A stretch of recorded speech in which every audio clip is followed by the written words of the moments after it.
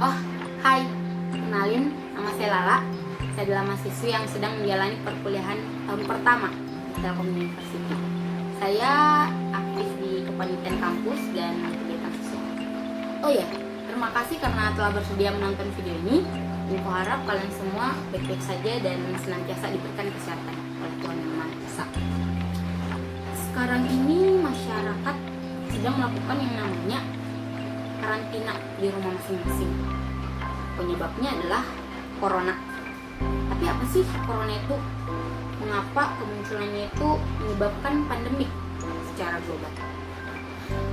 Nah, menurut artikel Allo Dokter, virus corona itu adalah virus baru yang menyerang sistem pernafasan siapa saja, baik itu bayi, anak-anak, orang dewasa, hingga lansia. Virus corona ini pertama kali ditemukan di kota Wuhan, Cina pada akhir Desember 2019. Virus ini menular dengan cepat dan telah menyebar ke beberapa negara termasuk Indonesia.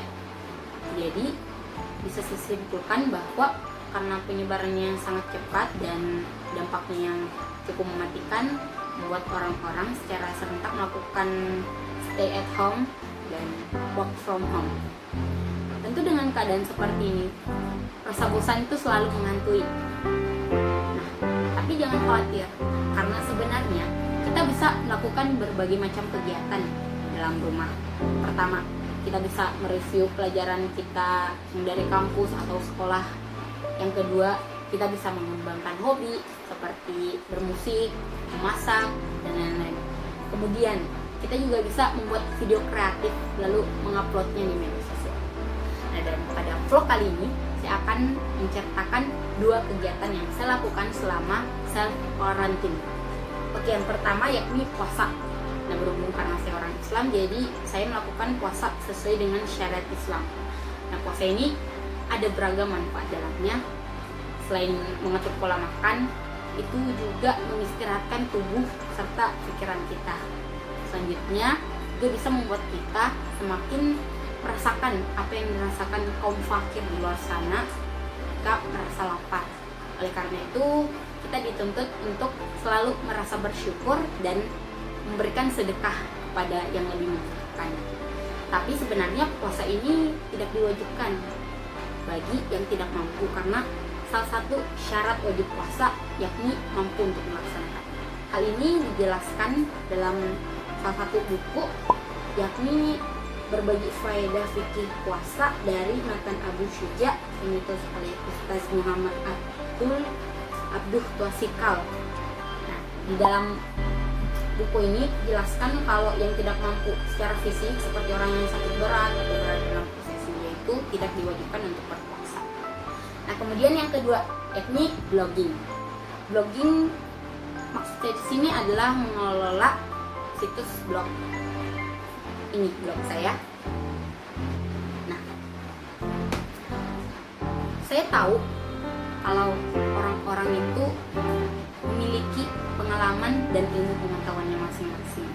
Tapi yang menjadi masalah adalah tidak semuanya bisa atau mau menyampaikannya atau membicarakannya secara langsung di depan umum. Jadi, satu-satunya kunci adalah dengan menuangkannya dalam bentuk tulisan. Blogging ini tak hanya bisa untuk menyebarkan kisah lucu kita, inspiratif dan lain sebagainya. Ada banyak hal yang bisa kita lakukan. Lalu tulisan kita juga di era sekarang ini bisa didukung dengan foto, video, bahkan musik. Blogging itu tak hanya sekadar menuangkan ide, tulisan, tidak. Tapi bagaimana kita bersikap lebih adaptif terhadap berbagai macam orang. Nah, dengan sikap adaptif, kita bisa lebih pandai dan bijak menyikapi orang-orang, dan itu merupakan salah satu kunci dewasa. Dan ada 3 tips dari saya untuk menjadi blogger yang baik, yakni yang pertama, yakni kita harus ramah terhadap pengunjung.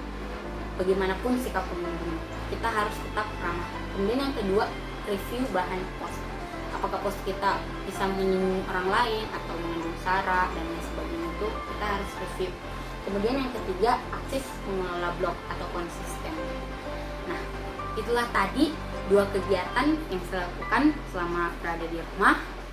Jadi ayo puasa, dan tentunya sesuai dengan kepercayaan kita masing-masing. Kemudian setelah puasa kita berjalan dengan baik, kita bisa mengisi waktu luang kita dengan blogging. Nah, aku harap pikiran dan hati kalian semua itu bisa terhubung, karena harapan utama saya bukanlah kalian bisa meniru apa yang saya lakukan, tetapi kalian bisa menumbuhkan cara kalian untuk membahagiakan diri kalian masing-masing selama stay at home. Jadi jangan lupa jaga kesehatan dan di rumah aja dulu ya. Bye bye.